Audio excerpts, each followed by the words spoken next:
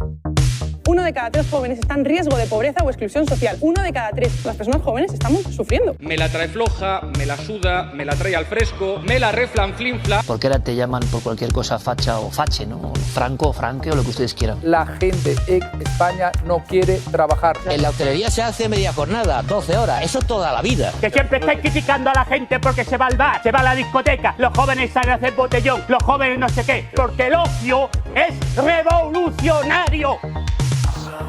Hola amigachos, ¿cómo estáis? Y bienvenidos de nuevo a Triste Content, el podcast para la generación que cuando se ve obligada a hacer una videollamada pero no hay filtro que te quite esas ojeras de resaca, pues sí, ahí nos ponemos un poquito triste. Al habla José Luis Lucas, periodista. Esta cinta que está sonando de fondo se la tenemos que agradecer a Cassetti, que en el anterior podcast se me olvidó decirlo, y vaya pepinazo de programa que tenemos hoy. O sea, posiblemente sea el que más me ha costado hacer hasta ahora y voy a tener que hacerlo con mucho cuidadito. Ya para empezar, he ido de atrevida y he titulado el podcast ¿Cuánto me puedo drogar? Y en fin, perdón e imperdón por el clickbait. O sea, imperdón porque realmente cualquiera de vosotros puede consumir o tener interés por tomar cualquiera de las sustancias que vamos a mencionar hoy y es absolutamente legítimo hacerse la pregunta que titula el podcast. Y perdón por lo que voy a decir a continuación, que me voy a poner bastante serio. Este programa no se hace con la intención en absoluto de alentar a nadie a que consuma ningún tipo de droga. En absoluto. Yo de verdad deseo que todas las personitas que me estáis escuchando lleguéis con el criterio suficiente para saber que todo consumo de drogas acarrea riesgos, sobre todo para la salud, pero también psicosociales y en mogollón de casos un consumo recurrente de drogas, caer en una adicción, puede destruir tu vida, tu entorno social y hacer mucho daño a tu familia o a la gente que más os quiere. También os digo que yo no tengo el criterio que tendría un adicto, un exadicto o un extoxicómano para decir esto. Y es que son esta gente los que realmente lo han vivido en sus carnes. Por eso la primera recomendación que os hago en el podcast de hoy es el libro Yo Adicto, del director y guionista de cine pero también escritor Javier Giner. Un libro muy del rollito y del lenguaje de este podcast en el que su autor, que por si no lo sabéis actualmente es una de las manos derechas de Almodóvar y de Penélope Cruz, cuenta cómo la cocaína y el alcohol destrozaron no solo su vida, sino también su imagen de sí mismo. Es un relato súper valiente en el que Javier Giner se desnuda por completo, nos cuenta las más absolutas vergüenzas a las que le condujo su adicción y también su durísimo paso por un centro de desintoxicación. Bueno, estoy siendo demasiado agorero. Giner también nos cuenta el mensaje que de ser un yonki, porque él mismo se apropia del término, también se sale. Pero os aseguro que si lo leéis no os resultará nada atractivo pasar por el proceso. No sé, pero es un gustazo de lectura, apuntadlo en el Goodreads. Dicho esto, en el programa de hoy sobre todo vamos a hablar de las estrategias de reducción de riesgos en el consumo de drogas, que es la que ha tomado las riendas de la mayoría de políticas de salud pública y que se basa en aceptar que el consumo de sustancias no se va a erradicar, ya sea por fines recreativos o whatever, siempre va a haber alguien que decida consumir, así que la mejor opción es informar, dar herramientas, testear las sustancias, con el fin de que la gente que se drogue lo haga de una manera que sufra las menores consecuencias posibles. Pero claro, aún a día de hoy resulta tabú que el mensaje "no te drogues" esté siendo sustituido por el de "si te drogas, hazlo con cabeza". Pero a mí la verdad que esto me genera un paralelismo con otros temas tabú que me parecen más superados, ¿no? O sea, el sexo y las ETS, por ejemplo. Hace décadas el mensaje era no folles, al menos hasta el matrimonio, y ahí ya solo con tu pareja y con fines reproductivos. Y ahora pues hay educación, herramientas, mecanismos de prevención para que los riesgos de tener sexo con varias personas pues no deriven en una infección. Pues yo qué sé, un poco ahí estaríamos en el mundo de las drogas, en aceptar que la gente consume igual que folla y se droga mientras folla que de eso también tenemos que hablar un ratito hoy. Y mencionaremos también a Drugslab, el canal de YouTube que financió el gobierno holandés y en el que un grupo de jovenzuelos se metió todísimas las drogas que la gente les decía en los comentarios. Y además lo hicieron en un entorno controlado en el que se grabaron, lo contaron y dieron consejitos a la población sobre cómo era la mejor manera de consumir. Reitero, financiado por dinero público. Pero en España, en nuestra Españita, también se hace una labor increíble en el ámbito de la reducción de riesgos. Un ejemplo es Energy Control, que no sé si os suenan, pero son esta peñi que monta stands en los festivales para que les lleves tu droga, cogen una muestra y te dicen cómo de pura y cómo de segura es. Pues han querido participar hoy en Triste Content y tenemos a su coordinadora en Madrid, Berta de la Vega.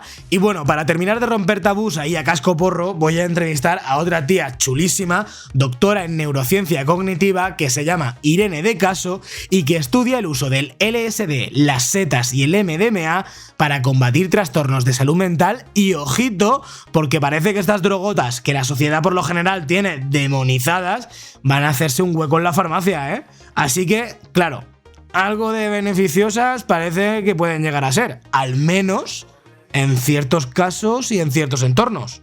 Pero bueno, hoy me va a tocar ser un poquito pesada y tengo que volver otra vez unos pasitos atrás. ¡Fuera sintonía! Yo, José Luis Lucas, host de Triste Content, hago este programa con la intención de que si en algún momento decidís consumir algún tipo de sustancia o droga, estéis bien informados y tengáis más herramientas para surfear el colocón, el poscolocón y sobre todo que este consumo os genere los menores efectos perjudiciales. ¿Por qué? Porque todo lo que vamos a decir en este podcast está sujeto a matizaciones y a cómo sientan las sustancias en el cuerpo de cada uno. Pero en cambio sí que puedo hacer una afirmación rotunda. El único consumo de drogas 100% seguro es el que no se hace, ¿vale? Pues a partir de aquí vamos a comenzar a matizar. Celia Prats, jefa de formación de la Fundación FAD Juventud, anteriormente Fundación de Ayuda contra la Drogadicción. ¿Cómo estás? Hola, muy buenas tardes. Bien, aquí pasando la tarde esperando tu conexión. Muy bien, muchísimas gracias, Celia, por estar aquí. Yo, a día de hoy, quería preguntarte desde FAD Juventud, ¿cuál es vuestro análisis? ¿Cuál es el panorama que apreciáis desde vuestra fundación con respecto al consumo de drogas en España? Ya no solo con respecto a la juventud, sino a la población en general. ¿A qué retos nos enfrentamos, Celia? Pues sí, parece que últimamente tenemos la sensación, la percepción, como grupo, como colectivo, como sociedad, de que ya no son tan importantes los problemas que causan los consumos de drogas, ¿no? Hemos pasado de aquellos años en los que la heroína era nuestra protagonista y que, bueno, causaba visiblemente unos daños que afectaban a familias y a jóvenes, pero sigue habiendo, claro, problemas asociados a esos consumos. Problemas que tienen que ver, a lo mejor, no tanto con como decía, esos síntomas tan visibles, pero sí con nuestro día a día, con nuestro comportamiento diario. Luego las drogas siguen estando ahí, lo que pasa que parece que las percibimos de otra manera y no, esa visibilidad de los efectos parece que se ha disminuido porque interpretamos que al ser algo tan unido a nosotros, pues parece que eso hace que los riesgos se banalicen, no se visibilicen tanto. A ver, pero también cuando nosotros pensamos en la FAD, en la que era la antigua Fundación de Ayuda a la Drogadicción, recordamos algunas campañas que tuvieron muchísima repercusión en aquel momento, como aquella de la oruga que se metía por la nariz para alertarnos de las consecuencias del consumo de cocaína. Campañas que, en cierta manera, infundían miedo y, en cierta manera, consecuentes con el momento en el que se hicieron, como tú has dicho, aquel momento en España en el que el consumo de heroína fue un gravísimo problema de salud pública. Pero, en cambio, podemos observar que a día de hoy estas campañas ya no son así. Celia, ¿cómo ha evolucionado el mensaje? Bueno, en prevención llevamos ya muchos años de camino andado y eso nos ha hecho aprender cosas importantes. Sabemos que hay cosas que funcionan y cosas que funcionan menos. Y el recurso al miedo, lo que está basado solamente en las consecuencias negativas de un consumo, las consecuencias que te dicen cómo te van a afectar a ti, es importante, es necesario, hay que saberlo, hay que conocerlo, pero solo eso por sí solo no es suficiente para tomar una decisión de no consumir. porque en esa decisión hay muchos otros factores que están implicados, no solamente el conocimiento de las consecuencias de ese consumo, sino que se hace un balance entre los riesgos y los beneficios. Los riesgos se conocen, pero los beneficios también están ahí, porque parece que el consumir drogas parece que resulta integrador. Es decir, si yo salgo con un grupo de amigos y no consumo, pues puede ser que me sienta rechazado, puede ser que sienta que no me admiten en ese grupo. Y eso para una persona menor y adolescente y joven es muy importante, tiene un sentido muy, muy importante. También para los adultos, por supuesto, pero en ellos todavía más. Entonces, claro, en esa balanza, pensar en las consecuencias de los efectos de una sustancia a largo plazo no tiene el valor, no tiene el significado, no es tan central en su vida, no es tan importante como que me va a admitir mi grupo de amigos o no. Entonces, el pensamiento crítico, por eso es una de las armas que nosotros, una de las herramientas importantísimas que nosotros utilizamos en los programas y en las acciones de prevención para intentar eso, que esos consumos, romper ese ciclo automático, ¿no? De llegar el viernes y tengo que hacer esto porque casi no hay otra opción, ¿no? Cuando nos enfrentamos a los beneficios de los consumos, pues uno piensa, por ejemplo, que si no consumo alcohol no me voy a divertir, no me lo voy a pasar bien y que siempre que lo haga entonces me voy a divertir. Y eso no es verdad, no siempre que se consume alcohol necesariamente es imposible que un fin de semana tras otro te diviertas y sea el fin de semana de tu vida solo por consumir alcohol, ¿no? Pues Celia Prats, solo me queda darte las gracias de haber podido contar con vosotros en Triste Content, porque para mí la FAD es como el estandarte a la hora de informar y alertar de los riesgos sobre el consumo de drogas en España y conocer cómo ha evolucionado ese punto de vista desde momentos tan oscuros del consumo de drogas que ha habido en España hasta el momento de ahora. Creo que es súper importante que se conozca y que lo hayáis podido trasladar, aunque nuestro público no sea muy grande, pero que todo el mundo sea conocedor. Celia Prats, jefa de formación de FAD Juventud, muchísimas gracias por estar aquí. Gracias a ti, gracias a vosotros. Bueno, tristes y contentas. Dicho esto, vamos al siguiente escalón. Vamos a hacer un viajecito con 2 paradas. En la primera os invito a que vengáis a Valencia, que es desde donde se graba este podcast, y no porque ya estén poniendo los tinglaos para las fallas, que si queréis venir también, yo qué sé. Pero yo ahora os estoy invitando a venir aquí porque el Congreso Valenciano, a.k.a. les Corts Valencianes, tienen debates súper divertidos sobre las políticas de prevención de riesgos en el consumo de drogas, que por ejemplo también tienen mucho rebombori en Madrid o en Cataluña. Pero es que, de verdad, los de aquí, ya me diréis si es porque yo vivo aquí y me entero de los saraos, o si os partís el culo como yo, pero es que... De hecho, es que no quiero comenzar con drogas, sino con los debates sobre las políticas públicas de educación sexual, porque ha habido un par de situaciones. Mirad, es que esta semana pasada la síndica de un partido que no quiero ni mencionar en este podcast porque paso de que le deis ni una búsqueda más a su nombre en Google, se horrorizaba al encontrar materiales sobre educación sexual en los que se les decía a los niños que habían muchas clases de penes y que todos eran válidos. ¿Por qué lo son? En fin, así se escandalizaba esta señora. ¿De verdad cree usted que estos libros que contienen estas ilustraciones benefician a los niños? ¿Cree usted que estas imágenes de penes de adultos de distintos tamaños y formas benefician en algo a los niños? Y Raquel Tamarit, consellera de Educación, casi muertecita la pobre de la risa, le contestaba así. Si podéis buscarlo en vídeo, porque las caras en les Corts, incluso en la bancada conservadora, eran... ¡mua! Jo ja sé que vostès creuen que només n'hi ha una grande i libre, però és que afortunadament n'hi ha de moltes maneres i n'hi ha moltíssima diversitat. I de veritat, és superimportant que el nostre alumnat entenga que no n'hi ha res únic i gran. Per què? Per tal d'eliminar complexos i velar per la seva salut mental. Pero, o sea, perdonad que me vaya por las ramas. Es que si hay un momento en el que los debates sobre la educación sexual llegaron a su culmen en les Corts, fue cuando ese partidejo recriminó al Consell que el Instituto de la Juventud de la Comunidad Valenciana hiciese un cartel para eliminar tabús sobre el sexo anal, sobre todo entre las parejas heterosexuales.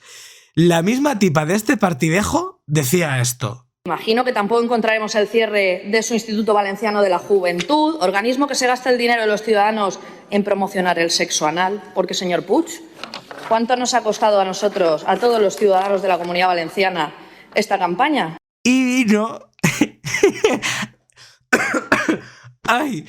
Y vino a contestarle el mismísimo presidente de la Generalitat, Ximo Puig, que no tiene un pelo de tonto, y va y le dice... El Consejo Valenciano de la Juventud, que nosotros respetamos, ha hecho unos folletos determinados. También le digo una cosa, mire, lo del sexo anal no es obligatorio. Gracias. y se baja del estrado todo serio y con la cabeza bien alta.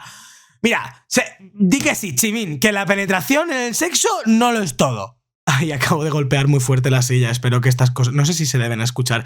Bueno, perdonadme esta pausa para desengrasar, que ya voy al debate sobre la estrategia de prevención de riesgos en el consumo de drogas. Mirad, lo que os quería traer es de junio del año pasado. Resulta que el Instituto Valenciano de la Juventud otra vez hizo una campaña bajo el lema Así y a tema, a.k.a. Aquí hay tema, en el que hablaban en redes sociales de ciertas dinámicas sexuales y en concreto hicieron una paradita en el asunto del chemsex. Paréntesis. Para quien no lo sepa, el chemsex, o como muchos maricones lo conocen, los guarrichil, son cuando dos o normalmente más personas quedan para practicar sexo, a veces en larguísimas sesiones, mientras consumen drogas. Cierro paréntesis por ahora. Pues bien, su señoría, el diputado del PP, Juan Carlos Caballero, con 32 añitos, que manda cojones, recriminó esto a Mónica Oltra, que por aquel entonces aún era consellera de Igualdad y Políticas Inclusivas. Ahora el IVAG se dedica a asesorar a los jóvenes a cómo drogarse en forma grupal o de forma individual, con el argumento de... Como existe, pues vamos a enseñarle a los menores a cómo hacerlo. O como dice la campaña, todo está bien si se hace con mesura. ¿Usted se da cuenta de lo perverso que es ese argumento? Y Mónica, que era una bestia parda, pues se subió al estrado y no se despeinó. El que s'està fent des de l'Institut Valencià de la Joventut és precisament això, reduir danys. És el que se diu campanyes de reducció de danys, que a banda del que vostè ha llegit, diu coses importants, com per exemple, pulveritza o tritura bé la substància abans de consumir-la. No sé quin problema tenen vostès en això, perquè és una qüestió de reducció de danys. Quin problema tenen en que se diga els pots de pòpers deuen de manejar-se amb cura, tancant el frasc després de cada ús. Quin problema tenen en això? En que se tinga cura en el pot de pòper? Tenen algun problema en tot això? Las consecuencias. ¿Les parece mal esta campaña? Pues es del Ayuntamiento de Madrid, señorías. Es del Ayuntamiento de Madrid. Ay, mirad, al margen de que la onda expansiva de este ridículo llegara a la estratosfera, comentar dos cosis. La primera, unos días después, la Fundación Española de Abogados Cristianos, que para quien no lo sepa es otro puto tentáculo más de la ultraderecha, denunció al Instituto Valenciano de la Juventud por esta campaña de prevención de riesgos en la que se hablaba del chemsex. De hecho, este pasado septiembre, los responsables de esta campaña fueron imputados, que vaya tela también, y tuvieron que ir a declarar a los juzgados. Y ahora están pendientes de un pronunciamiento de la justicia, ojito. Once again, los mecanismos internos de los fachitas. Y bien, lo segundo que tenía que comentar era, ¿denunciaron abogados cristianos a la Comunidad de Madrid por las campañas que hacen de reducción de riesgos en el chemsex? Pues claro que no. Porque la Comunidad Autónoma de Madrid está gobernada para el PP y recordar, perro no come perro. Pero es que además en Madrid mandaría cojones que además gobernase quien gobernase, no se hicieran campañas sobre el chemsex. Hace menos de un mes se publicó el último informe de la Consejería de Salud de Madrid sobre este tema y, ojo, porque sus datos dicen que el número de personas que han sido atendidas en los sistemas públicos de salud afirmando que practicaban chemsex y que necesitaban atención médica aumentaron un 600% en solo 4 años. Del 2017 al 2021 se han sextuplicado. Es decir, amigos, tenemos muchos indicios de que la adicción a los guarrichils, es que parece que lo digo de broma, pero es que no lo es. Parece que la adicción al chemsex se está convirtiendo en un problema de salud pública. Problema porque en estas quedadas no solo proliferan muchas ITS, porque con el colocón se te va la cabeza y se incurre en prácticas de riesgo, y ese es otro jardín. También porque, según este informe, las personas adictas atendidas presentaban en un 40% cuadros depresivos y en más de un 30% trastornos de ansiedad. Y perdonadme que siga con la bajona, pero para informaros bien tengo que ir un pelín más allá. En este último informe sobre Chemsex, ya no solo de Madrid, sino del Ministerio de Sanidad del Gobierno de España, se puede leer esto en las conclusiones. Más de la mitad de los entrevistados, entre usuarios de Chemsex, afirmaron que en alguna ocasión perdieron el control sobre su vida sexual. Una mayoría de los encuestados, además, señalaron que no se sentían siempre satisfechos tras participar en sesiones de Chemsex, y 1 de cada 10 indicó que nunca se veían respetados sus gustos sexuales. Casi 2/3 percibieron el Chemsex como una forma de dañarse a sí mismos, y más, casi la mitad refirió que el consumo de drogas con fines sexuales había afectado a sus relaciones personales, familiares o laborales en algún momento. Y por último, que ya me ha resultado devastador, un 16% de los encuestados afirmó que ya no mantenía relaciones sexuales sin consumir sustancias. Ahora me toca explicar por qué digo esto, ¿vale? Habéis escuchado hace unos minutos a Celia Prats de la FAD decir que ya no estamos en un momento tan oscuro en lo relativo al consumo de drogas en España, y ella aludía a la crisis de la heroína en los 90. Seguramente esté en lo cierto, por lo devastadora que resultó aquella droga y cómo arrasó con la vida de tanta gente, pero ojito, que estamos en otra era de las adicciones en España, y muy consecuente además con el tiempo en el que vivimos, porque en estos informes, por ejemplo, se señala como una de las causas de la proliferación del Chemsex las existencias de las apps de dating por geolocalización, como por ejemplo Grindr. Nuevas formas para acceder a nuevos consumos. Y tenemos que estar muy alertas para que los guarrichils no sigan escalando en su dimensión de problema de salud pública. A ver, yo tengo que volver a centrarme en el tema del podcast para deciros, en las sesiones del Chemsex, las drogas que más se consumen son el alcohol, el popper, la mefedrona, el GHB o el chorri, las viagras y la cocaína. Yo ya creo que voy a dejar el capítulo, pero lo voy a dejar abierto, ¿vale? Por ahora, con el tema concreto del Chemsex. Pero sí que vamos a hablar de la reducción de riesgos a la hora de consumir todas estas sustancias que se están tomando en los guarrichil, ¿vale? Lo vamos a hacer yéndonos a otro país, a una zona de tierra semi-hundida donde han intentado legislar sin tapujos sobre marihuana, prostitución y otros asuntos en los que han ido de adelantados, aunque, bueno, yo no sé si puedo decir que siempre les haya salido bien. Eso sí, hay una iniciativa que a mí, cuanto menos, me pareció maravillosa y a la vez loquísima. Ponemos rumbo a Holanda para adentrarnos en el universo de los colocones de Drugslab. Hoi, ik ben Ellie. En ik ben Rens. En dit is Drugslab. Ja, ik moet zeggen... Mirad, estáis escuchando a un pavo metiéndose una raya de queta. Word toch een beetje bang. Y ahora, mira, escuchad, este es el momento culmen de este canal de YouTube. Uno de ellos haciéndose una paja después de snifar popper para contar qué es lo que siente.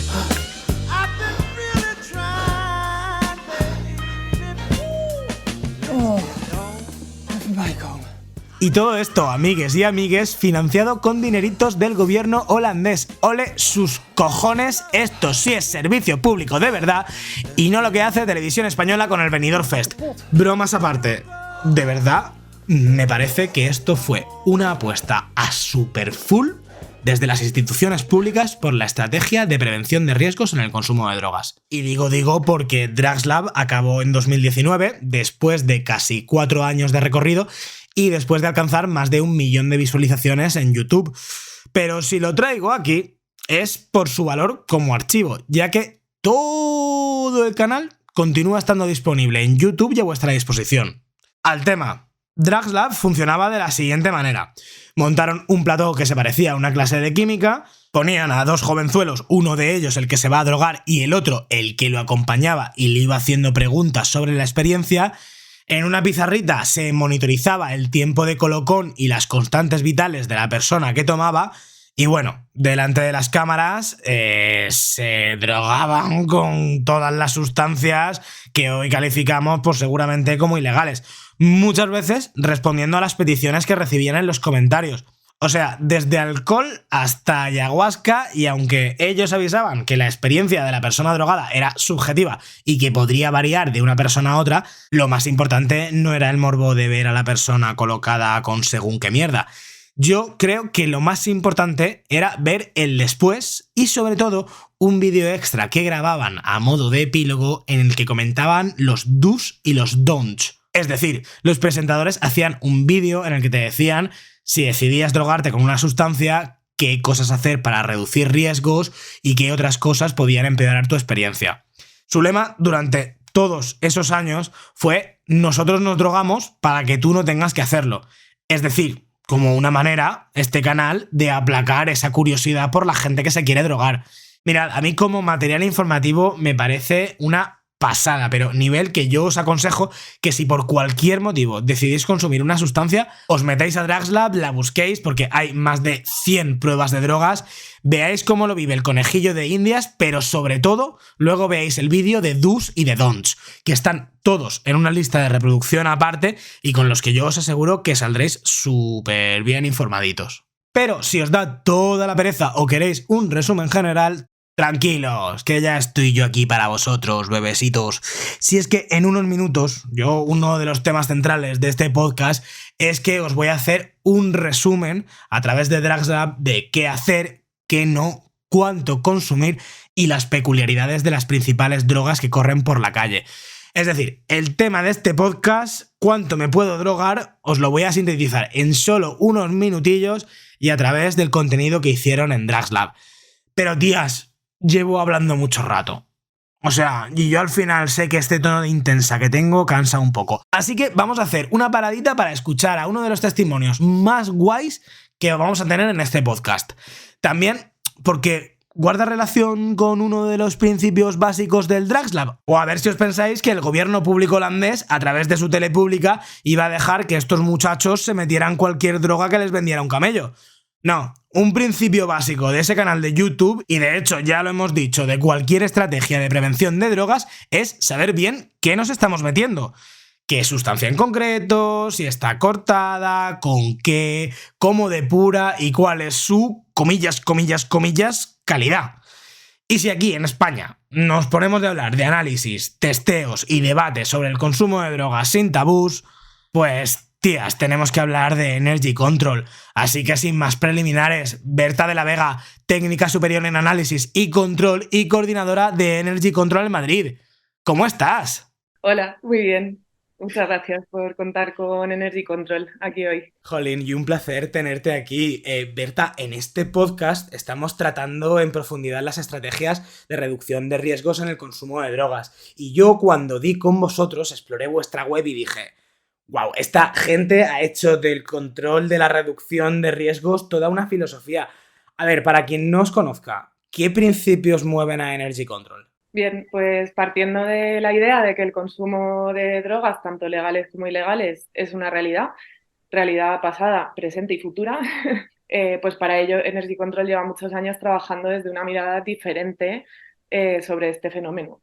Principalmente lo que buscamos es ser una referencia honesta, rigurosa y sobre todo, importante, libre de juicios y de tabúes, para que las personas que han tomado la decisión de consumir puedan hacerlo conociendo los riesgos que esto implica, para poder gestionar los placeres que buscan de la mejor manera posible de cara a cuidar su salud y su bienestar y evitar todo lo posible, la posibilidad, valga la redundancia, de que aparezcan daños derivados de dicho consumo. Berta, dentro de este trabajo, si por algo destaca Energy Control, si por algo os conoce la gente, es por ese análisis de sustancias que tú me comentabas y lo más importante, porque compartís de manera pública, pero sobre todo súper clara, qué se está encontrando, qué contiene, cuáles son los riesgos. O sea, incluso ponéis una foto, si es una pastilla, de la pastilla, para que se sepa cuál es, dónde se ha comprado, bajo qué preceptos te la han vendido. O sea, me parece tan necesario porque, sobre todo, yo pienso, al menos mi opinión personal, es que lo primero, si decides meterte, es saber qué te estás metiendo. Exactamente, al tratarse de mercados no regulados, no se tiene conocimiento ninguno realmente sobre el producto que se adquiere. De hecho, nadie puede asegurar que lo que estás comprando, ¿no? Realmente sea lo que esperas que es. Y este es uno de los riesgos más importantes. Y para ello, entre otros servicios, ¿no? Pues disponemos de este servicio de asesoramiento y análisis, en el que brindamos un espacio anónimo y confidencial donde cualquier persona puede venir a analizar lo que ha comprado, y también, y más importante, a compartir sus inquietudes, resolver dudas, informarse sobre cualquier tema relacionado. ¿Y cómo funcionan los análisis y sobre todo los análisis in situ para que la gente lo sepa? Bueno, funcionan, son anónimos y confidenciales, no se pide ningún dato personal, se coge una pequeña cantidad y dependiendo del tipo de análisis solicitado y de las posibilidades, porque por ejemplo en los festivales pues no tenemos las mismas posibilidades que en los puntos fijos, y bueno, intentamos dar un resultado lo más rápido posible, ¿no? En los festivales, por ejemplo, en cuestión de cuarto de hora, 20 minutos, si es un análisis un poquito más complejo, podemos dar un resultado para conocer las sustancias que están presentes dentro de la muestra. Por ejemplo, yo puedo ir a un festival con una sustancia o me tienes que decir, por ejemplo, tenemos más especialidad en este tipo de sustancias, daros una muestra y en 15 minutos saber, o al menos conocer un poco mejor para reducir el riesgo de saber lo que voy a consumir. Bueno, en los servicios in situ, es decir, en los espacios de ocio, utilizamos principalmente dos técnicas. Una que es a través de análisis, o sea, a través de unos reactivos colorimétricos que con muy poquita cantidad de sustancia y con un reactivo, una gotita de reactivo, podemos conocer cuál es la sustancia principal que está presente. Es decir, y pongo un ejemplo para que se entienda mejor. Una pastilla, por ejemplo, se ha comprado como si fuera MDMA, ¿sí? Se espera que sea MDMA. Pues a través de este reactivo colorimétrico podemos saber si se trata de MDMA o de otra sustancia. La otra técnica que utilizamos en los in situ es la cromatografía en placa fina, que es un poquito más compleja, se tarda un poquito más, por eso lo del cuarto de hora, 20 minutos. Y es una técnica que nos permite descomponer la muestra en las sustancias que la componen, ¿vale? Esto no asegura que podamos identificarlas todas, pero normalmente sí podemos dar un resultado de esta pastilla contiene MDMA y cafeína, por ejemplo. Ostras, ¿y por qué no estáis en todos estos sitios? O sea, yo os pondría, si yo mandara en sector de salud pública, os pondría en todos los festivales grandes de gran afluencia. ¿Por qué no habéis llegado a más sitios? Dios mío. Pues nos encantaría, la verdad, haber llegado a más sitios. Jolín, o sea, me parece tan necesario eso que estáis haciendo. Vale, ahora va a parecer como que te estoy pidiendo que me recomiendes un camello. Pero, a ver, según vuestros análisis, yo te quiero preguntar dónde o de qué contextos provienen las sustancias más adulteradas, más peligrosas. Incluso te voy a preguntar de dónde provienen las mejores. O sea, dónde estáis encontrando que la gente encuentra la sustancia ya no más sana para la salud o menos tóxica, sino que más se adecua a lo que les dicen que han comprado. Bueno, pues resulta que no podemos ¡Oh! Está clara eso. Por lo menos a través de los datos que vamos recogiendo, establecer lugares concretos donde las sustancias estén más o menos adulteradas, ¿no? Y la razón principal es que los mercados de drogas son los mercados de sustancias ilegales son muy dinámicos y están en constante cambio. ¿Y de canales de compra tampoco, ahora que está tan en boga la compra de sustancias a través de internet? Pareciera, y lo digo con la boca pequeña, que aquellas drogas que se adquieren vía Deep Web, al estar en mercados, ¿no? De la red oscura o de la red profunda, en la que las personas usuarias de alguna manera pueden valorar a los vendors, ¿no? A las personas que las están vendiendo, pareciera que eso actúa un poco como regulador, ¿no? de lo que al final llega, pero bueno, es importante remarcar que eso tampoco es garantía, ¿no? Que aquellas personas que están vendiendo pueden venderte una cosa en la pantalla y enviarte luego otra, ¿no? aunque eso, pareciera que las personas puedan valorar el producto, sí que actuara como un poco como un regulador, ¿no? Ya. Cosa que tú en la calle compras drogas y no puedes ponerle una reclamación al camello en ningún lado, ¿no? Entonces, bueno, pues, pero vamos, que garantía no lo garantiza, desde luego. Oye, voy a saltarme el guión para hacerte una pregunta que se me acaba de ocurrir. A ver, la pregunta que se me había ocurrido era si en Energy Control tú tienes alguna anécdota o conoces alguna anécdota de algún caso en el que gracias a un análisis hayáis rescatado a alguien de una situación que podría haber sido potencialmente peligrosa o tóxica. Pues mira, me viene a la cabeza así rápidamente, hace unos pocos años, que hubo una partida grande de pastillas de supuesta MDMA también, que no contenían MDMA, contenían PMMA, para metoximetanfetamina, lo he dicho bien, que era una sustancia que a la dosis que venía era potencialmente mortal. De hecho, se notificaron 5 muertes o incluso más en Reino Unido por el consumo de esta pastilla, y sí que las llegamos a detectar en España. ¡Wow! Y claro, supongo que a alguien de los que os la propuso para consumo no se la tomó gracias a vosotros. Sí, justo con el consumo de esta pastilla era algo a descartar, desde luego. ¿Qué me puedes decir sobre esta nueva sustancia que estamos oyendo mucho en los medios, el 2CB? A ver, sobre el 2CB, es una sustancia que principalmente la presentación que tiene es en forma de polvo rosa, que se esnifa normalmente, ¿no? Y sobre la que los medios de comunicación, en su afán de generar clics, se ha referido a ella como cocaína de la alta sociedad, cocaína rosa. Esto a lo mejor nos suena más que lo de 2CB. Y con respecto a esta sustancia es importante aclarar que no se trata ni de cocaína ni de 2CB, ¿no? Esta última se confunde por su pronunciación en inglés, 2CB, y sin embargo sí que podemos asegurar que se trata de una mezcla de sustancias, siempre se trata de una mezcla de sustancias, que esta mezcla es variable y en la que principalmente nos estamos encontrando con MDMA y ketamina. Wow. ¿Vale? Es muy importante conocer este dato, ya que consumir una sustancia o una mezcla de ellas, como sería el caso, esperando los efectos de otra sustancia, pues puede acarrear malas experiencias. Y por último, teniendo en cuenta vuestros últimos análisis, ¿hay alguna tendencia que os preocupe especialmente actualmente en Energy Control y que queréis darle voz públicamente? No sé si, por ejemplo, se me ocurre a mí con el tema de las nuevas drogas de diseño, ¿hay alguna tendencia que os preocupe? Bueno, pues hay una tendencia importante y actual, y es que venimos observando ciertos cambios en la composición de lo que se compra como MDMA o éxtasis, tanto en su forma de cristal como en forma de pastillas.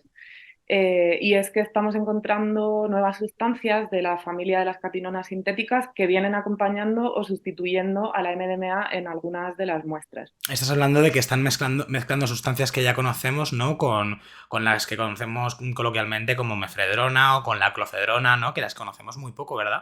Sí, bueno, explicar, ¿no? Que las catinonas son una familia extensa de sustancias estimulantes sobre las que se tiene muy poca información en cuanto a sus efectos a medio o largo plazo para la salud, ya que algunas llevan poco tiempo en el mercado y en general no existen estudios científicos que arrojen luz sobre esto, ¿no? Cosa que, por ejemplo, no pasa o pasa menos con la MDMA, ¿no? Que se conoce desde hace mucho tiempo y sobre la que sí que hay muchos estudios. Ostras, Berta, pues que con este ejemplo que quede bien claro lo importante de vuestra labor. Berta de la Vega, muchísimas gracias por participar en Triste Content y por lanzar vuestro mensaje. A ver si conociéndoos más, yo sé que esto es un podcast pequeño, pero a ver si conseguís estar en todos estos puntos y podemos reducir los riesgos a su mínima expresión. Ojalá. Muchas gracias. Muchas gracias a ti. Un placer. Ay, madre mía, llegan a salvar vidas con sus análisis. Sale una nueva sustancia como el Tusi y ya están ahí, al pie del cañón, informando de que nada nuevo, que es una mezcla con la que engañan a la peña. En fin, que esta gente, que Energy Control debería tener muchísimo más respaldo desde los planes de salud pública y no lo tienen. Y según me apesta a mí bajo la nariz, porque hablar de drogas en este país sin tabús aún molesta a algunos, mitificamos la cultura de la cervecita en la terraza y el turismo de bodegas de vino, porque el alcohol apenas mata a gente, ¿sabes? Pero hipocresía hay en todos sitios y no espero que una televisión pública en España se lance a hacer un Drugs Lab o algo similar para informar a la gente sin tapujos de qué provocan en el cuerpo y en la mente el consumo de según qué sustancias. O sea, que lo digo porque no me he olvidado, ¿eh? Nos vamos a meter en el ajo ahora mismito de cabeza. Yo espero que no me quiten el podcast, pero a continuación, en Triste Content, sintetizamos el archivo de Drugs Lab y contestamos a la pregunta que se ha hecho el hombre desde la más remota antigüedad. ¿Hay vida más allá de la muerte? ¿Os imagináis que de repente os dais cuenta de que este es un podcast de un influencer católico ahí medio infiltrado? Venga, no. Intentemos contestar a esto. ¿Do you believe in life after love? No, esa era Cher. No, venga, paro ya. José Luis Lucas, que afirma no tener ninguna razón para ser encausado por promoción y fomento del consumo de drogas porque solo estoy informando de los riesgos, va a intentar responder a la pregunta ¿cuánto os podéis drogar? Venga, vamos allá, Peñi. Voy a ir de menos a más, en un criterio, la verdad, que bastante subjetivo, según yo veo, según mi entorno, de las drogas que están más aceptadas socialmente a las que menos, a las que más tabú despiertan. También de las que yo percibo que están más presentes en los espacios de socialización de la gente joven, porque seguramente son más fáciles de conseguir, y de ahí a las que menos.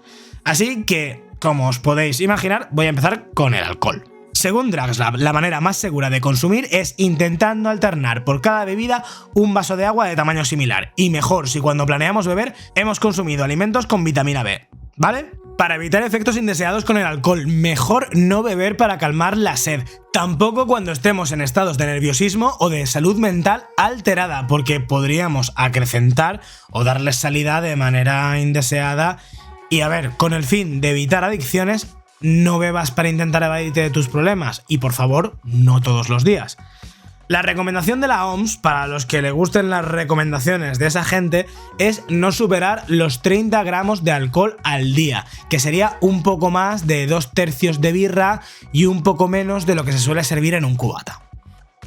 Tabaco o nicotina. No hay efectos positivos. O sea, no hay manera responsable de consumir tabaco.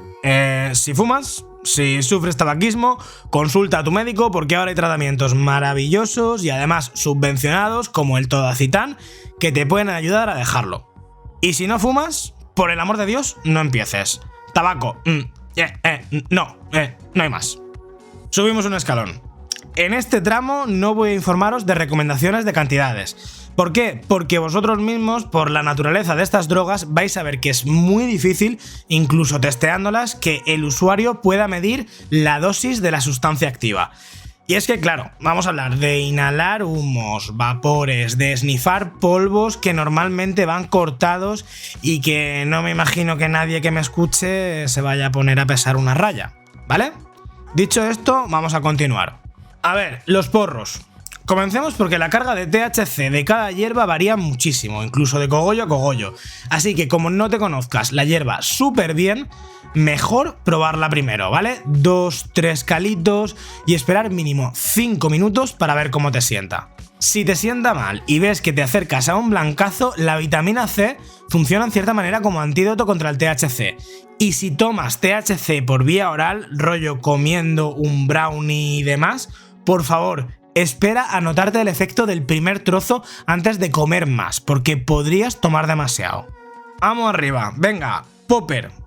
Popper, consúmelo con moderación. Y digo esto de la moderación porque el popper, como es así que parece Blandy Blue, hay gente que no para. Y, tíos, estamos hablando de un vasodilatador súper potente. El popper es un líquido súper inflamable, así que nunca lo toméis con un cigarro en la mano. Y mejor también si no estáis sujetando el cubata por la cuestión de los derrames. De hecho, hay información de peña que ha tenido la fatídica idea de beberlo, de echárselo en la bebida, y os alerto de que ingerido el popper disminuye drásticamente la concentración de oxígeno en sangre hasta el punto de poder causar la muerte, ¿eh? Y hay que evitar siempre el contacto con la piel, la mucosa nasal y los ojos, porque causa quemaduras, ¿eh? Y por último, no utilices popper si tienes la tensión baja, si tienes tendencia a desmayarte o si tienes problemas cardíacos. En estos casos simplemente no es tu droga. El siguiente que sale al escenario es el Speed, para el que se recomienda comer bien antes y si se puede durante y después, porque corta bastante el apetito. Os recuerdo que llamamos Speed a las mezclas random de anfetaminas que pueden provocar que te suba bastante la temperatura corporal, así que para evitar la hipertermia, intenta descansar y no ir demasiado abrigado. Para evitar el bruxismo, el dolor de mandíbula y estimular la creación de saliva, pues puedes meterte un chicle en la boca. Si la esnifas, pues bueno, pero también debo informarte de que el Speed es más seguro por vía oral, causa casi el mismo efecto, no te daña la fosa nasal y los datos dicen que la gente se vuelve más adicta al Speed cuando lo esnifa. De hecho, con el Speed es con la primera droga con la que tenemos que empezar a hablar de la sobrehidratación, ¿vale? Porque aunque parezca una tontería, beber agua o líquidos en exceso con algunas drogas puede ser peligroso hasta el punto de causar la muerte, ¿vale? Hablo de la hiponatremia, que es un trastorno electrolítico causado por diluir en exceso las cantidades de sales en nuestro cuerpo. Pues bien, con el Speed mejor no beber más de 2 vasos de líquido, de agua, así genéricamente hablando, a la hora. Mejor no tomes Speed tampoco si tienes diabetes, tensión alta, problemas del corazón, epilepsia o otros problemas de salud mental. Venga, vamos a hablar ya de farlopa. No se considera que haya una dosis segura para la cocaína, y es que es la sustancia que por excelencia siempre va cortada con otra mierda. Así que especial atención e intentad testearla, porque siempre, repito, siempre te estás metiendo otra cosa cuando te metes coca y no sabes qué es.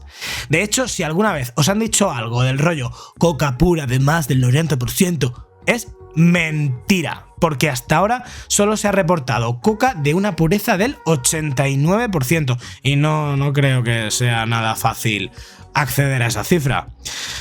Por favor, no te metas coca si tienes problemas de circulación y cardíacos, pero sobre todo, lo mejor que te puedo decir sobre la cocaína es que no tomes, porque está en el super top de las sustancias más adictivas y que más dinamita la vida de las personas. Y ahora vamos con las dos hermanas del Resplandor cogidas de la mano en un pasillo, el éxtasis y el cristal.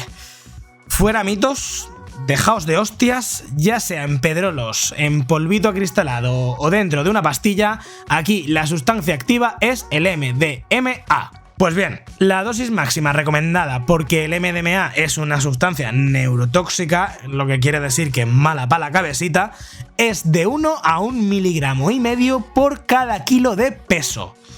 De frecuencia, se recomienda que no se consuma más de una vez cada 3 meses.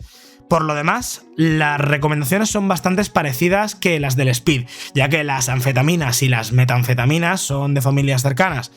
1 o 2 vasos de agua para evitar sobrehidratación, no abrigarse demasiado y descansar para evitar sobrecalentamientos. Porfa, evitad el cristal o el éxtasis si tenéis problemas psicológicos, si no estás en un buen mood, si eres diabético, si tienes la tensión alta, problemas cardíacos o si eres epiléptico. Venga, vamos a por la mefedrona, o por lo que en la calle se puede creer que es mefedrona. A ver, yo aquí tengo que hacer varios avisos, y no porque sea una de las sustancias que más está alimentando el chemsex. También porque la mefedrona se puede conseguir vía internet, vía comillas, legal o alegal, Y lo primero de todo, decir que esto no es del todo verdad, porque la mefedrona en sí, la 4-metilmetcatinona o 4-MMC, ya ha sido prohibida en España, así que es dificilísimo que por internet os hayan vendido eso. Sin embargo, los laboratorios que sintetizan estas drogas están alterando ligeramente los compuestos para saltarse los límites legales y han sintetizado pues 3-MMC o también 3-CMC, que es la que está rulando más ahora por ahí en internet y que también se conoce como clofedrona.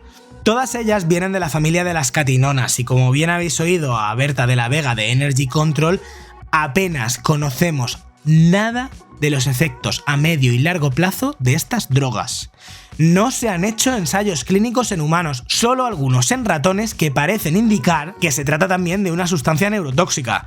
Y ahora lo que voy a decir quiero decirlo muy alto y que parezca que se queda en el cielo como en un neón súper luminoso, ¿vale? Sabiendo que no hay estudios científicos sobre la mefe, cuando la tomáis sois vosotros los conejillos de Indias. ¡Alert! Estáis experimentando con una sustancia que no sabéis lo que puede hacer en vuestro cuerpo. ¿Oído, cocina? Vale, a ver, pues en Drugs Lab las recomendaciones para la mefedrona eran las siguientes. Las dosis bajas se consideran entre 25 miligramos y a partir de 130 miligramos hablamos de una dosis alta. Causa deshidratación, así que bebe líquidos pero sin pasarte, como hemos dicho antes, pasarse tampoco es bueno. También causa hipertermia, así que no te abrigues demasiado y descansa de tanto en tanto. Su efecto es bastante eufórico en relación al consumo, así que ojito, controla, porque la mefe suele pedir más mefe. También quita el apetito, así que intenta comer bien antes de consumir. No tomes mefe si tienes problemas del corazón o tensión, ya que la sube bastante, y tampoco si tienes historial médico relacionado con la epilepsia o episodios de psicosis. Y, por último, especial cuidadito con combinarla con antidepresivos o la medicación para los asmáticos. Y bueno, ya estamos en la recta final, que por desgracia es la recta final de la peligrosidad. Ketamina. Una dosis segura nunca debe pasar de los 50 miligramos. Si es la primera vez que tomas, mejor empezar con la dosis mínima con la que se advierten efectos, que son 20 miligramos, y si después ves que quieres repetir, no tomes otros 20, toma menos para evitar un viaje exagerado. La keta puede dar náuseas, así que mejor si no has comido en las 3 horas anteriores. También causa desorientación y disminuye la coordinación muscular, así que por favor tómala en algún sitio en el que tengas asegurado un lugar en el que puedas dejarte caer. Y ya estamos en las sustancias que pueden tener como efecto secundario la pérdida de consciencia, así que lo mejor es tener a alguien cerca que esté sobrio y que te eche un ojo, ¿de acuerdo? Un poquito igual pasa con el GHB o el chorri, que para quien no lo sepa es una de las drogas que más circulan últimamente, también se conoce como éxtasis líquido, es de las más peligrosas y de las que más sobredosis está causando, incluso con casos de muerte y aquí en España. De hecho, también en nuestro país se han reportado ya varios casos de sumisión química con GHB o incluso de asesinatos, porque es bastante fácil colarle a alguien el liquidito en la copa. Pues bien, fuera de juicios, si por el motivo que sea decides experimentar con el chorri, que mejor que no, nunca tomes más de 2,5 mililitros por toma y espera al menos 1 hora y media antes de tomar más. Luego intenta que si hay siguientes tomas no sean más de la primera dosis, es decir, 1,25 mililitros. Y para reducir riesgos, usar una pipeta medidora, anotar las dosis aunque sea en el móvil y poneos alarmas. Y aún así, más allá, mejor tomarlo en entornos de confianza, echándoos un ojo y mejor aún si hay una persona sobria. El GHB también puede hacerte vomitar como efecto secundario, así que no se debe consumir en las horas inmediatamente posteriores a las comidas. Pero es que tampoco sienta del todo bien con el estómago completamente vacío, porque multiplica los efectos y esto puede llevarte a una sobredosis. Por el tema de la temperatura, además, el chorri es engañoso, genera una falsa sensación de calor, pero lo mejor es que no te quites demasiada ropa porque te puede dar una hipotermia. Y por último, el GHB es bastante peligroso combinándolo con cualquier otra sustancia y también se considera impredecible, arriesgado y muy adictivo tanto a nivel físico como a nivel mental. Es de verdad de las pocas sustancias con las que voy a reiterarme. Peñi, mejor no toméis GHB y si aún así no me hacéis caso, mucho, por favor, mucho cuidadito. Y bueno, solo me quedan un par de sustancias que mencionar, pero aquí vamos a hacer un alto en el camino. Para todas las drogas que acabo de mencionar, aplica esta recomendación. No hay ninguna de ellas a las que no le influya combinarlas con el alcohol, la medicación y por favor y por el amor de Dios, con coger el coche luego. Jamás. También quiero advertiros fuertemente de que una grandiosa parte de las conductas adictivas se derivan de cuando las personas que las consumen las utilizan para evadirse de sus problemas o para combatir estados como el cansancio. Así que si consumís de manera recreativa, que no sea para combatir con estados mentales o corporales, que sea para disfrutar y pasarlo bien. Para las drogas esnifadas, por favor, siempre, siempre usad vuestro propio turulo, no lo compartáis y cuando lleguéis a casa, sobre todo antes de dormir, lavaos bien la napia por dentro. Y por último, siempre, si tenéis la posibilidad, testead las drogas para saber qué mierda os estáis metiendo en el cuerpo. Y venga, me quedan los alucinógenos, que son la psilocibina, presente en las setas y en las trufas, y el LSD. Pero esto es otro rollo, porque aquí ya no estamos hablando de sustancias tóxicas per se. A ver, para las setas estaríamos hablando de que una dosis segura para no tener un super viaje iría de los 5 a los 9 gramos y a partir de ahí ya muy poco a poco podemos subir conforme se noten los efectos. Con el LSD, la dosis recomendada es de 50 a 150, ojo, microgramos. Con ambas dos sustancias, tomarlas en entornos muy seguros y controlados, con alguien bien sobrio que vigile. También es posible que os provoquen sensaciones que en muchos casos van más allá del gusto, el oído, la vista, el tacto y el olfato. Así que se recomienda no asustarse y dejarse llevar, porque luchar contra los efectos pueden derivar en un mal viaje. Y si por desgracia os pasara, los refrescos con azúcar o la vitamina C ayudan a contrarrestar el colocón. Y también recordar que son sustancias, los alucinógenos, que se depuran en el cuerpo lentamente. Así que no descartéis que en los días posteriores al viaje notéis algún breve flashback a los efectos que os provocó cuando las tomasteis, ¿vale? Ahora, ¿por qué he dejado para el final las sustancias psicodélicas? Pues porque después de este bajón, informándoos de todo lo que debéis evitar si consumís drogas, pues quiero arrojar un poquití de luz. Más que nada porque después de todo lo malo, tengo que deciros que algunas drogas de las que os he hablado y de las que sí se pueden disfrutar mucho de manera recreativa, pues también tienen una función como potenciales medicamentos. Y ojo, porque hay bastante en juego, ¿eh? Las investigaciones van pa'lante y los resultados... Pero va, que no os quiero hacer spoiler porque tengo una invitada magnífica. Yo ya le he echado gasolina al Zoom, la videollamada ya está en marcha y solo puedo decir... Irene de Caso, hola, ¿cómo estás? Hola José Luis, muy bien, muy contenta de estar aquí.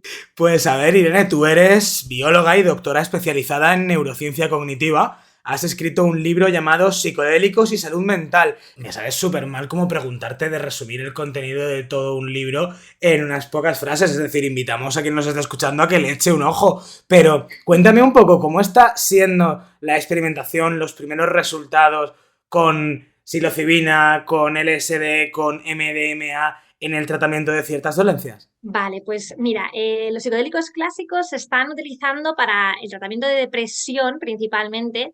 También hay estudios con tratamiento de adicciones y también está habiendo estudios para gente que tiene cáncer o alguna enfermedad terminal y tienen una ansiedad muy fuerte relacionada con la muerte.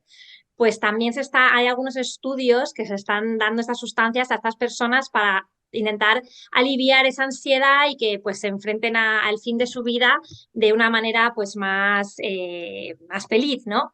Y bueno, pues los resultados parecen ser bastante prometedores, aunque hay que tener un poco de precaución, ¿no? Porque lo cierto es que a nivel de investigación todavía hay pocos resultados, hay pocos estudios y bueno, lo que estamos viendo en el caso, por ejemplo, de la psilocibina para la depresión es que un gran porcentaje de personas mejoran significativamente muy rápido y de forma duradera.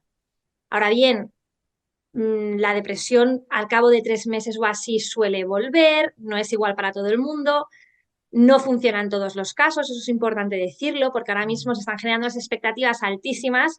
O sea, no es una fórmula mágica, ¿no? No es una panacea que va a curar todo, aunque todo esto, y que es importante recalcar que estos resultados que estamos obteniendo no son simplemente dándole a la gente un viaje psicodélico. Claro, es que yo te lo quería preguntar, es decir, me estás hablando de la psilocibina, que es el componente activo de las setas o de las trufas mágicas.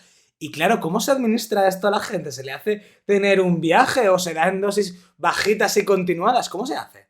No, principalmente los estudios de los que estoy hablando son terapia psicodélica, es decir, tú estás en un proceso terapéutico con terapeutas que se te asignan al principio del estudio, porque esto es claro, estos son en contextos de ensayos clínicos, que luego, una vez que hayan conseguido ya crear un clima de confianza, y en el cual ya se haya hablado un poco del trauma de la persona, ya se hayan reconocido un poco y ya hayan hecho unas sesiones de preparación, entonces es cuando viene la sesión psicodélica y ahí se mete una buena dosis, no es una dosis pequeña, es una dosis bastante potente. Un viaje en toda regla, vaya. Un viaje en toda regla, en un contexto muy seguro, de mucho apoyo, mucha tranquilidad, o sea, no es un entorno con poca estimulación en el cual la persona pueda viajar hacia adentro. Y luego, después de tener el viajazo, luego están las sesiones de integración, en las cuales, que son muy importantes, porque estas sesiones es cuando, digamos, se le da un sentido al viaje, porque en el viaje todo puede ser un poco confuso, luego no sabes muy bien qué ha pasado, entonces luego se da la sesión de integración en la cual se habla de cómo podemos integrar esta información del viaje en nuestro día a día, cómo podemos, qué hábitos debemos de cambiar. Bueno, ahí hay una fase de integración de la experiencia. Qué guay, ¿no? Suena a una experiencia súper preparada. O bueno, a ver, estas personas, claro, están con trastornos, pero piensas tú, jolín, qué colocón en un entorno tan seguro y tan preparado para que te siente bien, jolín. A ver, yo haciendo un poquito de recopilatorio de prensa, sé que vamos a entrar un poquito en algunas cosas que ya has nombrado tú, ¿no? Pero me encuentro como en 4 meses, me encuentro como toda esta retaliada de noticias, ¿no? Como el gobierno alemán financia un estudio millonario sobre la psilocibina. Hace un par de semanas esta sustancia y también el MDMA fueron aprobados en Australia para utilizarlos contra estrés postraumático en algunos casos. Aquí en España, este pasado noviembre, se autorizó un medicamento basado en la ketamina, que tú también has mencionado, para usos antidepresivos. Y yo pienso, esto es imparable, ¿no? Porque parece que muchas sustancias que tienen actualmente tan mala prensa van de camino a la regulación, aunque sea por el camino farmacológico, ¿verdad? Eso es lo que parece. Parece que por fin el trabajo de algunas organizaciones que llevan muchos años trabajando con las agencias reguladoras para poder llevar a cabo todos estos estudios y financiándolos para poder obtener por fin resultados que se puedan presentar para generar fuerza, para poder mover adelante la clasificación de estas sustancias, pues parece que está empezando a dar sus frutos. La verdad es que en el caso del MDMA para el estrés postraumático, podríamos decir que son los mejores resultados que se han obtenido en la literatura. O sea, hay mejores resultados del MDMA para el estrés postraumático que de la psilocibina para la depresión. Los resultados para el estrés... Sí, porque además lo interesante... ¿Funciona tan bien para el estrés postraumático? Sí, porque además lo más interesante es que igual que con la psilocibina, una vez que se ha pasado el viaje y han pasado varios meses, las personas puede haber una recesión y pueden volver al estado depresivo. Con el estrés postraumático parece que la persona sigue mejorando y mejorando y mejorando después de esta terapia. Entonces, realmente pues sí, es muy prometedora.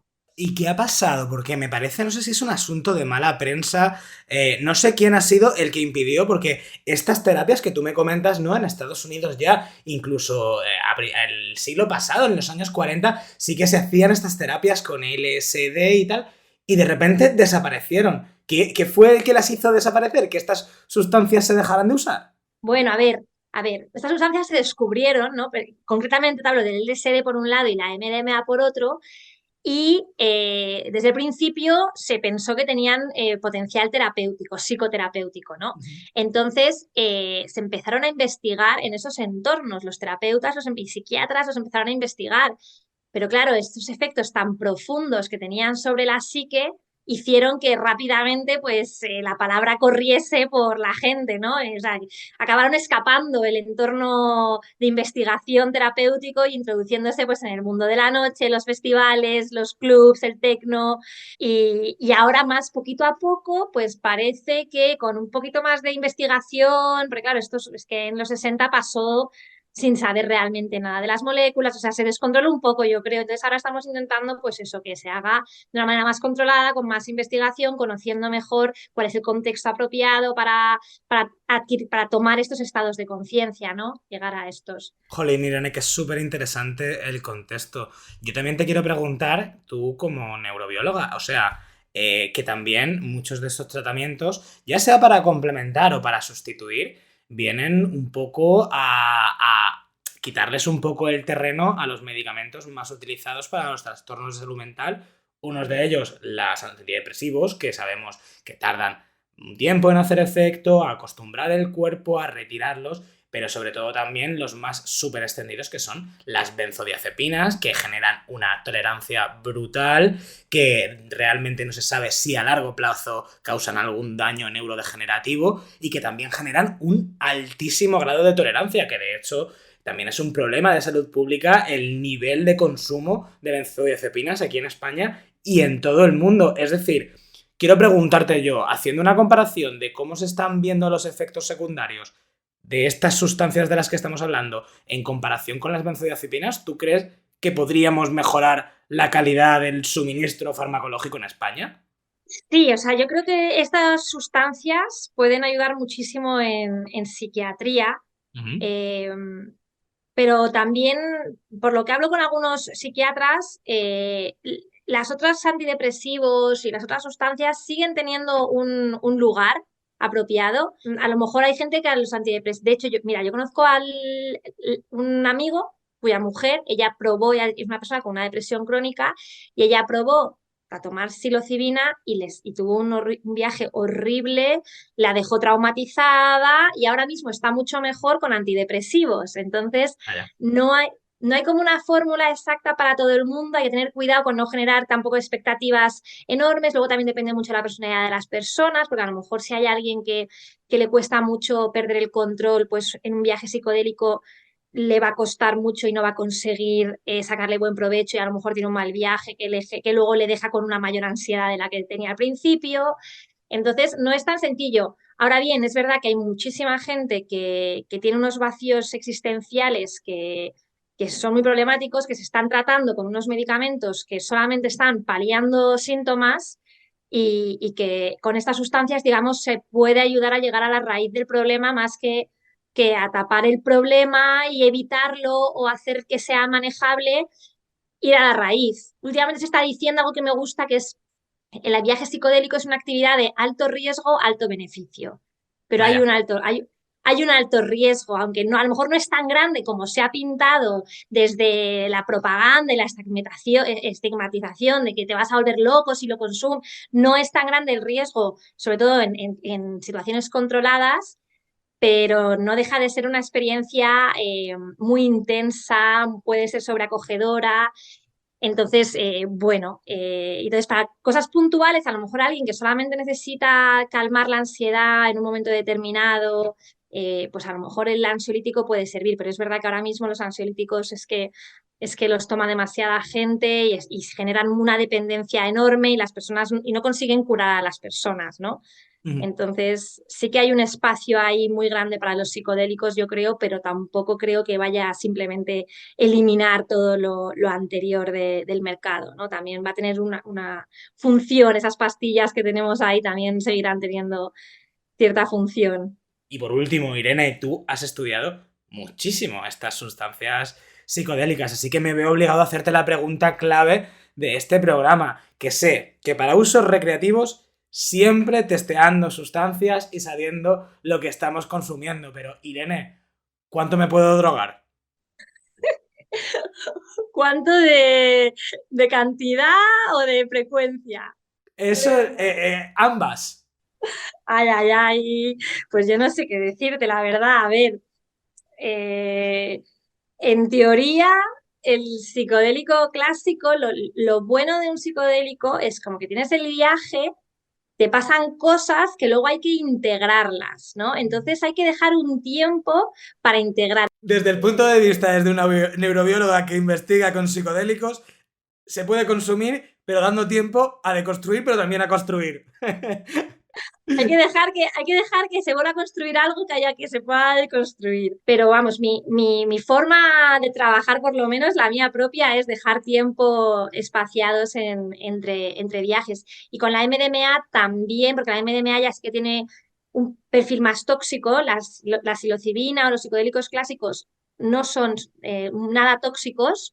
Pero la MDMA sí que es más tóxica, dicen que va a dejar varios meses entre medias desde una dosis fuerte, pero luego esto realmente tampoco lo sabemos con exactitud, cuál es el daño exacto y demás, pero no abusar. Irene de Caso, qué interesantísimo todo esto que nos has comentado. Bióloga y doctora especializada en neurociencia. Mogollón de gracias por estar en Triste Content con nosotros. Muchísimas gracias a ti, José Luis, un placer contaros esto. Hasta otra, Irene. Y bueno, chicos, no abusar. O sea, me quedo con esta frasecita de Irene resonando. Suena muy fácil y me da así como un poco de miedo, porque el tema del consumo de sustancias es súper complejo. He intentado instruiros un poquillo en el tema de las estrategias de consumo responsable y bueno, más allá de si decidís tomar algo o no en algún momento, que me repetiré muchísimo, pero el único consumo responsable es el consumo cero, me gustaría que este podcast os haya servido para reflexionar un poco sobre las estrategias de salud pública en relación al consumo de drogas y quizás deberíamos hacer un cambio en el paradigma como una realidad con la que estamos obligados a convivir sin mucho más remedio. Pero para cerrar el círculo de este episodio, me veo obligado a volver a hablar de las adicciones. Y lo vuelvo a hacer de una manera en la que yo no me veo con la suficiente autoridad para hablar, porque no he pasado por el tormento que los toxicómanos y los extoxicómanos describen, porque, por suerte, pues tampoco lo he vivido de cerca. Y bien, de todo lo que he visto y he leído para hacer este podcast, me gustaría trasladaros unas conclusiones. La primera, y también este es un recordatorio de lo que hemos hablado, por favor, no utilicéis la droga como un anestésico, una escapatoria o una manera de lidiar con vuestros problemas del día a día, sean los que sean. En casi todos los sitios en los que me he documentado alertan de que esta manera de consumir drogas, cuando no es por disfrute o pasárselo bien, sino como escapatoria, es la que suele convertirse en un trampolín hacia la dependencia de las sustancias. Y bueno, las dos últimas cosas que os quiero traer las saco del libro que os he recomendado, Yo Adicto, de Javier Giner. Un subrayado que he hecho me ha hecho pensar en la estigmatización y en la desestigmatización de las sustancias, en lo que está prohibido, en lo que no, en nuestro significado de lo que es una droga. Porque Javi, en su paso por una clínica de desintoxicación, de las primeras cosas que aprendió fue que los únicos síndromes de abstinencia que literalmente te pueden matar son el del alcohol y el de las benzodiazepinas, o sea, nuestros diazepam, Orfidal, alprazolam y demás ansiolíticos de toda la vida. Que desengancharse de la cocaína es fatal, que las fiebres, las alucinaciones, los vómitos de desengancharse de la heroína son terroríficos, pero que matarte no te matan. En cambio, la abstinencia del alcohol y de las benzodiazepinas sí puede llegar a derivar en fallos orgánicos que conducen a la muerte y, paradójicamente, estas dos sustancias son legales. Y nada, por último, un fragmento en el que no os voy a guiar, ahí se va a quedar, y si queréis más, de verdad, leer Yo Adicto, que a mí me ha encantado. Dice esto: el proceso de la toxicomanía se asemeja bastante a una relación en la que predomina el maltrato. Al fin y al cabo, una adicción no deja de ser una forma de maltrato hacia uno mismo. Ambas realidades no tienen nada que ver más que en los mecanismos psicológicos que se ponen en juego en el interior del individuo. En el comienzo de una relación de maltrato puede que el cariño y el amor fluyan sin medida, sin límite, que experimenten sentimientos novedosos, que todo se viva con la alegría del descubrimiento y con la satisfacción de entrar en contacto con algo especial, distinto, incomparable, y que las cimas de felicidad parezcan consecuencia de una magia inexplicable. Pero pronto las caretas empiezan a caer y las verdaderas personalidades anuncian su aparición. El abuso siempre comienza de una manera tan sutil que es imperceptible, con pequeños detalles humillantes dirigidos como misiles a horadar la autoestima que, por supuesto, con el tiempo queda despedazada. A posteriori es fácil identificarlo, pero también doloroso. Se podrían haber advertido todas las alertas y banderas rojas que se han ido desplegando en el camino, pero inmerso en cómo se está en el disfrute de la relación, o en la desesperación que provoca imaginarse perderla, quizás prefieras no hacerles caso, tragar y mirar hacia otro lado, poniendo en práctica el pensamiento mágico de que todo volverá a ser igual y se solucionará por sí solo. Una mala racha. Al igual que en la adicción, la persona maltratada desarrolla una peligrosísima tolerancia al maltrato. Se ve a sí misma en situaciones que nunca habría imaginado, con la culpa y la vergüenza resultantes, pero las normaliza en un autoengaño constante. En sus momentos más extremos, el amor, como la vida para el adicto, es un componente que solo brinda un dolor y un sufrimiento gigantescos. Pero para ese instante, la persona está tan confundida, tan aislada, tan frágil, tan aterrorizada, que ya no sabe cómo salir de esa situación que la destroza. Sus capacidades cognitivas y emocionales se ven diezmadas, ya no es capaz de sentir ni pensar con claridad, ni de manera lógica, y el autocuidado no tiene cabida en su vocabulario. Está sobrecogida y sola. Las personas abusadas comienzan estando enamoradas de sus maltratadores y poco a poco, enfermas de su dependencia, van perdonando, transigiendo, ampliando el abismo con sus conductas. El adicto hace lo mismo. Olvidar el daño, esconderlo en una maníaca huida hacia adelante, prometiéndose una y otra vez, arrebatado por la negación, que a la próxima será distinto, que todo ha cambiado. Y tal vez sí que lo haya hecho, pero solo a peor. En una relación de abuso y maltrato, la persona está secuestrada por otra que ha arrasado con su identidad y su autoestima. En una relación de adicción, de manera paralela, el adicto es prisionero de sí mismo y de la sustancia, que lo ha sepultado.